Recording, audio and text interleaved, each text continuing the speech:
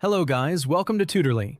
So in today's video, I'm going to show you exactly how to create video start and end frame using OPENART AI.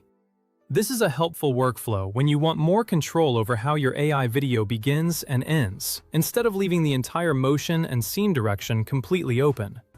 We'll walk through the exact workflow to set up a clean beginning and ending for your AI-generated video, and I'll share practical tips along the way so you get a polished result on the first try.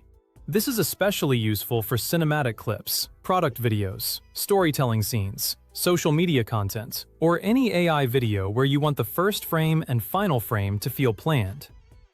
Start by opening your browser and heading to the OpenArt Suite Home.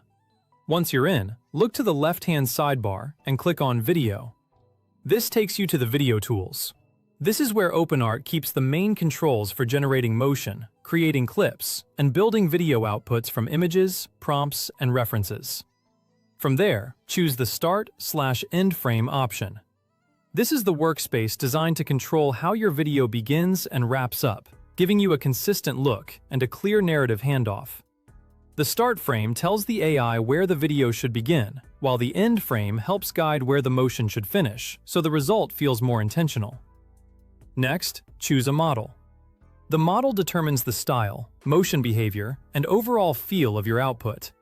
If you're unsure, hover over the options to read their descriptions and start with the balanced general model. You can always come back and swap it later. Testing different models can also help you find the one that gives the smoothest motion, best detail, or most natural camera movement for your specific video idea. Now set the start frame. You'll see a spot where the start frame lives. Click into that area to make it active, then select Add a Start Frame.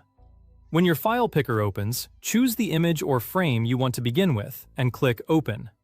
This could be a product shot, a character pose, a landscape, a room setup, or any still image that clearly shows the opening moment you want. A good start frame is clean, well-lit, and aligned with the mood you want for the video. High-contrast subjects and uncluttered backgrounds typically produce smoother motion and fewer artifacts. For example, if your subject is clearly visible and the background is not too busy, the AI has an easier time understanding what should move and what should stay consistent. You'll also see a field to describe your video. This is optional, but it can help the model understand intent and style.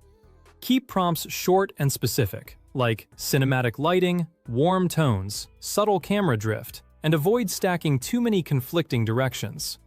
A clear prompt might say something like, slow cinematic push-in, soft golden lighting, calm atmosphere, smooth natural motion.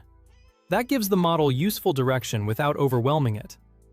Next, decide on sound effects. If you're exporting with audio, pick a sound option that matches the pacing of your visual. If you plan to add music or sound later in your editor, it's fine to leave this off. For example, a dramatic scene may work better with atmospheric sound, while a clean product clip may not need sound at this stage. Choose a mode.